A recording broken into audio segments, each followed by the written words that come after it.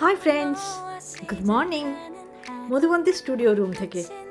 এখন তো প্রচণ্ড ভোর, তোমরা বাইরেটা দেখলেই বুঝতে পারবে। কটা বাজে কে জানে, 4:30 5টা কিছু হবে। আমি তো এখন বিছানাতে গড়াগড়ি খাচ্ছি।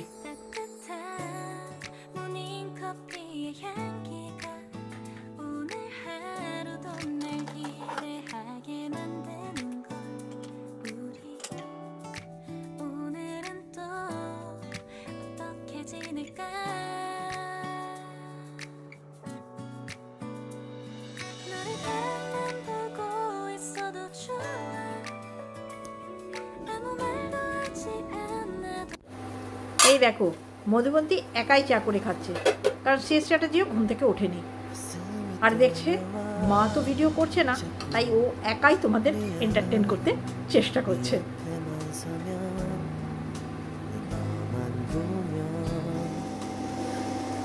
দিনটা মধুবন্তী ভালোভাবেই শুরু করেছিল, কিন্তু আমি সেটাকে এগোতে পারিনি।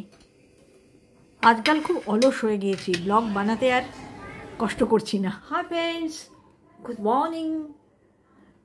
এতক্ষণে গুড মর্নিং বলছি, অ্যাকচুয়ালি ফ্রেন্ডস অনেকটা বেলা হয়ে গেছে, সব কিছু কাজও অনেক কিছু হয়ে গেছে, কিছুই তোমাদের সঙ্গে শেয়ার করতে পারলাম না। মধুবন্তী শুরু করেছিল আর আমি এখানেই শেষ করে দিলাম বলতে গেলে, কারণ ওই সে স্ট্র্যাটেজি বাজার গেছে, সেই বাজারটুকু আনবে, সেটুকুই গুছিয়ে রাখা, এর বেশি আর তোমাদের সঙ্গে কিছুই শেয়ার করার নেই। ঠিক আছে, এটা কন্টিনিউ হবে নেক্সট ডেতে। আগের দিনের যে আটা মাখা ছিল ওই দিয়ে ব্রেকফাস্ট বানিয়ে আমাদের তো পেটে চলে গেছে। এটা নেক্সট 2-3 দিনের জন্য আবার মেখে রাখছি। ইচ্ছে করে মেখে রাখি, শুধু কাজটা এগিয়ে রাখা নয়। মেখে না রাখলে সে স্ট্র্যাটেজি বলবে কচুরি আনে, ম্যাগি খায়। তো এইটা করা থাকলে সে স্ট্র্যাটেজি আর কিছু বলতে পারবে না, জানে রুটি খেতেই হবে। আর আমিও আলস্য করতে গেলে চিন্তা করব যে না, আটাটা মাখা আছে, রুটিটা যদি করে না ফেলি আটাটা কালো হয়ে যাবে। দেখো ফ্রেন্ডস, এই আটাটা আমি 3 ভাগে ভাগ করব, 2 ভাগ স্টোর করে দেবো আর 1 ভাগ রাতে রুটি হবে। 2 3 4 5 6 7 8 9 10 11 দিনের মাছ হয়ে গেল। রুই মাছগুলো এক একটা বাক্সে 2 দিন করে রাখা, 2 2 4, কারণ মধুবন্তী রুই মাছ খায় না, শুধুমাত্র ট্যাংরা।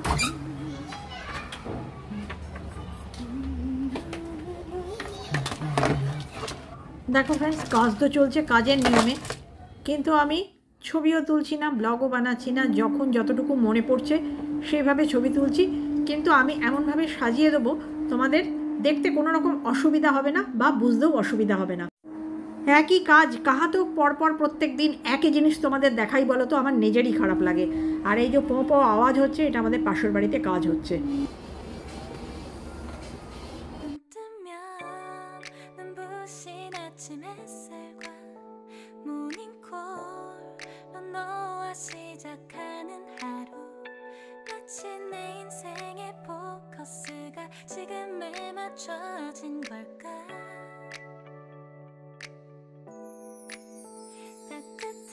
কি আছে?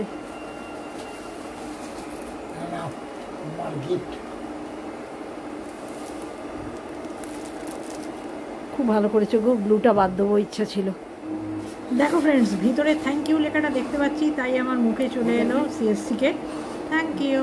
আমি দিলাম সিএস চ্যাটার্জিকে থ্যাংক ইউ। চলো চলো আবার একটু ডেকর বদলাই। না ভাই, সেরকম কিছু না, শুধু পটটাই বদলাবো। অনেককে দেখি ফ্রেন্ডস কি সুন্দর সাজায়, আমার কাছে জিনিস আছে কিন্তু আমি ঠিক সাজাতে পারি না। পুরাতন যাক পুরাতন স্মৃতি, ফেলবো না বাপু, অন্য কোনো কাজে লাগাবো। দেন ইনি স্থাপন এইখানে একদম পুরা গোল্ডেন গোল্ডেন হয়ে গেছে, একদম ঠিকঠাক। কি বুঝছো ফ্রেন্ডস? এই মুহূর্তে লাঞ্চ আওয়ার্স, তো সিএস স্ট্র্যাটেজিকে লাঞ্চে বসিয়ে দিয়েছি। আর মধুবন্তী তো জানোই, লাঞ্চ দেওয়ার পরে 2-1 বার ডাকতে হয় তাকে। আজ ফ্রেন্ডস রান্না হয়েছিল ডাল, বাঁধাকপির তরকারি, পাবদা মাছ, আর সকালে হয়েছিল রুটি খেতে কুমড়ো ভাজা। নতুন দিনের নতুন গল্প হতেই পারত ফ্রেন্ডস, কিন্তু হয়নি, মানে আসলে আমার অলসতা। আকাশ কেন ডাকে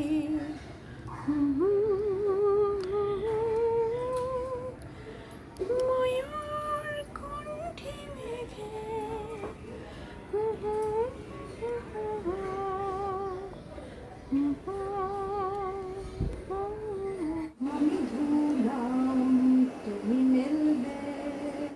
এই অংশটা দেখে বুঝতে পারছো ফ্রেন্ডস, আমি এইটা শর্টস বানিয়েছিলাম, তার থেকেই আমি একটু ব্লগে জুড়ে দিলাম, মানে সেটা ওই দিনে ওইটুকু অংশই আমি ফুটেজ নিয়েছিলাম।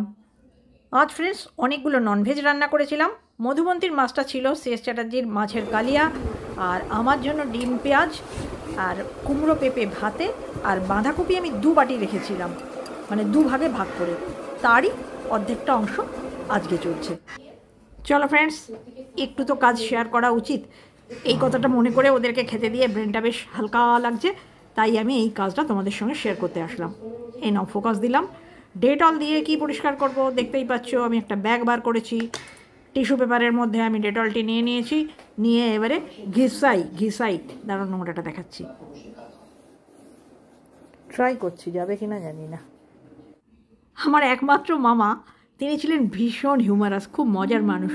তো তাকে গান করতে বললেই তো বলতো যে আমি গায়ক নই, আমি হচ্ছি রচয়িতা, গান আমি লিখি, আর সেটা তোরা যদি বলিস আমি সুর দিয়ে তোদের শোনাতে পারি।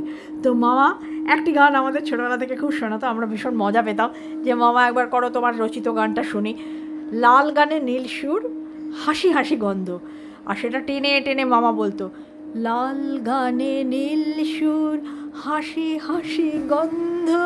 সেরকমই আমি ব্যাগটা পরিষ্কার করতে করতে তোমাদেরকে বললাম, নোংরা ব্যাগ তুমি হবে আমার জাদুতে কি পরিষ্কার। হয়ে গেছে, খুব সুন্দর মিষ্টি দেখতে ব্যাগটা আমার, এটাও রিমি দিয়েছিল। রিমি রাজি, শুধু রিমি বলা অন্যায়। ব্যাগটা ফ্রেন্ডস নয় করে 13-14 বছর হয়ে গেল, 15 বছরও হতে পারে। এই ডেটল হচ্ছে আমার অস্ত্র, আমি ডেটল দিয়ে অনেক কিছুই পরিষ্কার করি, ডেটল আর এই টিস্যু। এখন হচ্ছে ফ্রেন্ডস দুপুরবেলা।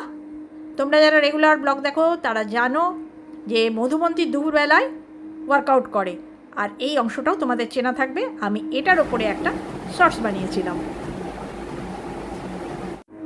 সেম ডে গুড নাইট বলার জন্য নতুন লাইট।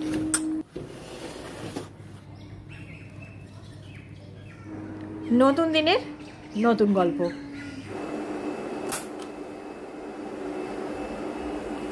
শেষ চ্যাটার্জির এক ঝুড়ি আনাজ কাটা হয়ে গেল ফ্রেন্ডস। আজও আমার ইচ্ছে করছিল না যে ক্যামেরাটা হাতে তুলে নিই, শেষ চ্যাটার্জি বলাতে আমি ক্যামেরাটা হাতে তুললাম।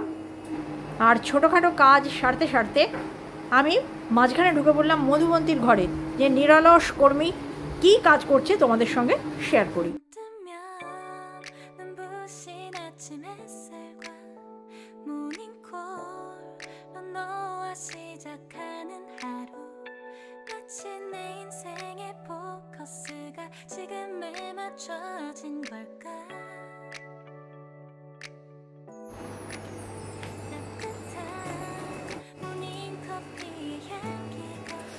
কুমড়োটা ভাজা হবে ফ্রেন্ডস, আর এই সমস্ত যে সবজি কাটা হয়েছে, কাঁচকলা, করলা, ডাঁটা, বেগুন, ঝিঙে, এখানে আছে গাজর, পেঁপে, মূলো, রাঙা আলু, তো এটা দিয়ে শুক্তো হবে, আর এটা এখন জলখাবারের জন্য ভাজা হবে, আর এটা হবে একটা গাজরের তরকারি, সেদিন তোমাদের সঙ্গে শেয়ার করেছি।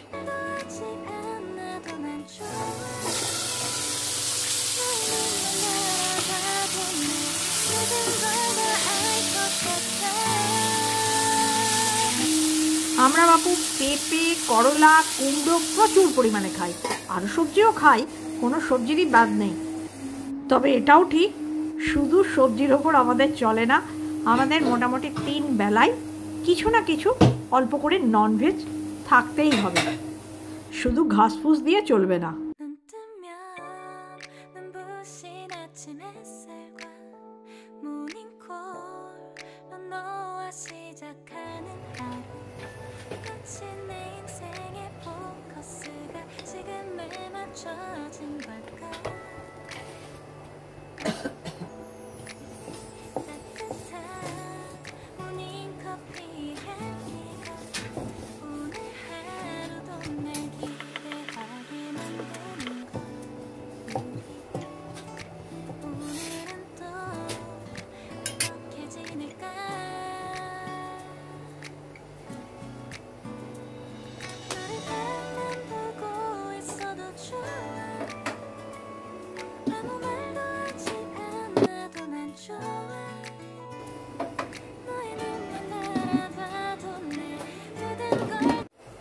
যখন ফ্রেন্ডস আমরা ইয়াং ছিলাম তখন জলখাবারে পাঁচমিশালি তরকারি, আলুর চচ্চড়ি অথবা শুধু কুমড়ো আলুর তরকারি, আর একটা ভালো জিনিস যেটা হতো সেটা হচ্ছে গিয়ে ওই সরু সরু লম্বা করে কেটে আলু ভাজা।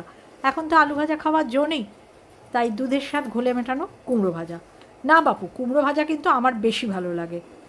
যেই প্লেটটায় ডিম দিয়ে দিয়েছি সেটা মধুবন্তীর, সে স্ট্র্যাটেজিকে ওই পেঁয়াজ লঙ্কা ছাড়া অমলেট বানিয়ে দেবো, কারণ ও আর এগ ফ্রাই খাচ্ছে না, ও এখন ওই রকমটাই খাচ্ছে।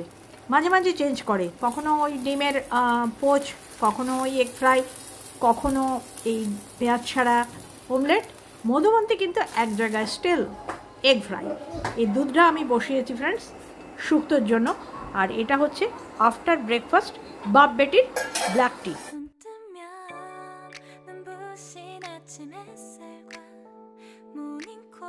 এদিক ওদিক করতে করতে সব দুধ উতলে গেল।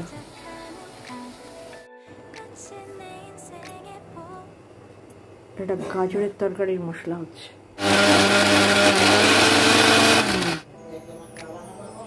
বানাও।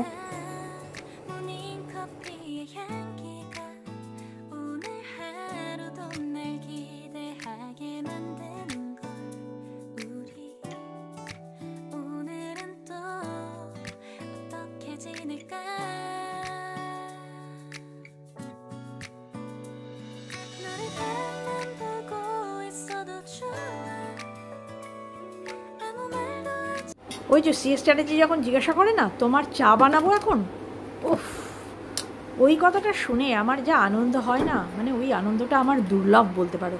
এবং প্রত্যেক দিনের সকালবেলার ওই যে প্রশ্নটা আমাকে যা এনার্জি দেয় কি বলবো তোমাদের, মানে ওই প্রশ্নটা নিয়ে, মানে এনার্জিটা নিয়ে আমি সারাটা দিন দুপুর 3টে পর্যন্ত চলি।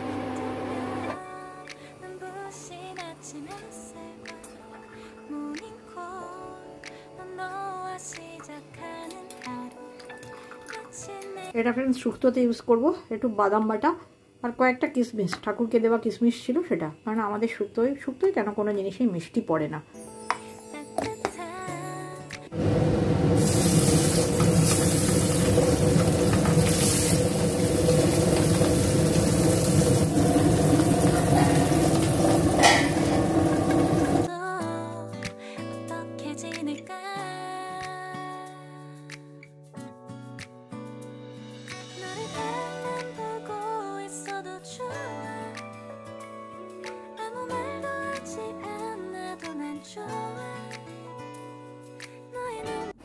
আগে মার্কেটে পাবদা মাছ এত অ্যাভেলেবেল ছিল না, যাই হোক আমার খুব সুবিধেই হয়েছে, কারণ পাবদা মাছ খেতেও ভালো, কোনো রকম ইনডাইজেশনও হয় না, রান্না করতেও সুবিধা। সব থেকে বড় সুবিধা সেটা হচ্ছে গিয়ে মধুবন্তী এই মাছটা খেতে খুব ভালোবাসে। রুই বা কাতলা হলে মধুবন্তী খায় না, তখন আমাকে ওর জন্য আর একটা আলাদা কিছু রান্না করতে হয়। বিউলির ডালের বড়ির সঙ্গে কটা ছোলার ডালের বড়িও মিশে আছে, গাঢ় রঙের বড়িগুলো ছোলার ডালে।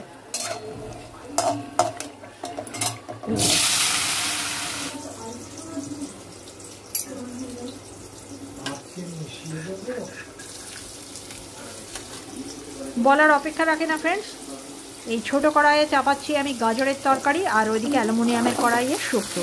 আর মাঝখানে চেষ্টাটা দিয়ে এসে জিজ্ঞেস করে গেল ভাত কি চাপিয়ে দেবো, তো আমি বলেছি হ্যাঁ, তো ওই অংশটা কেটে বাদ হয়ে গেছে।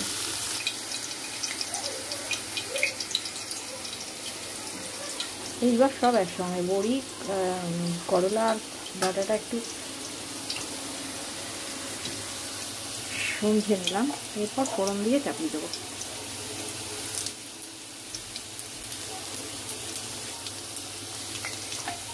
আগে শক্ত আনা,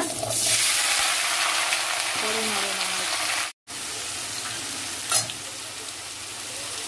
আদা রাঁধুনি বাটা, সেটা আদা লঙ্কা টমেটো রসুন। গাজরের তরকারিতে 1 বাই 1 দিয়ে দেবো হলুদ, নুন, জিরে, ধনে, লঙ্কা গুঁড়ো, এবং শেষে অবশ্যই পড়বে একটু গোলমরিচ আর ধনে পাতা। ধনে পাতাটা দিলে এই তরকারিতে খুব ভালো লাগে।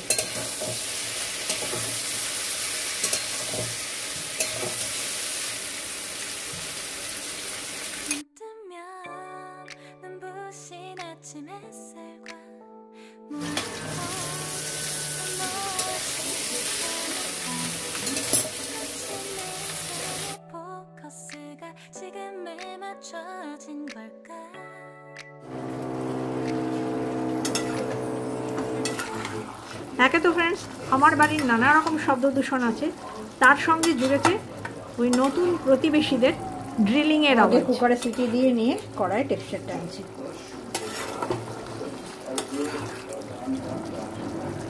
সব কিছু কষে কুকারে দিয়ে দিয়েছিলাম, ঢেলে নিয়েছি কুকার থেকে, এখন শুক্ত হচ্ছে।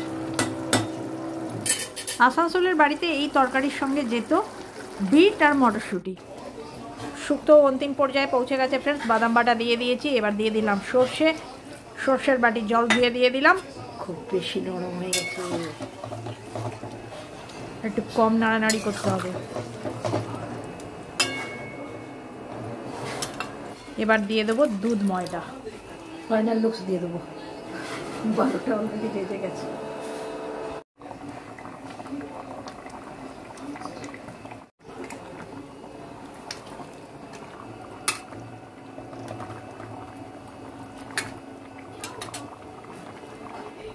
Final looks.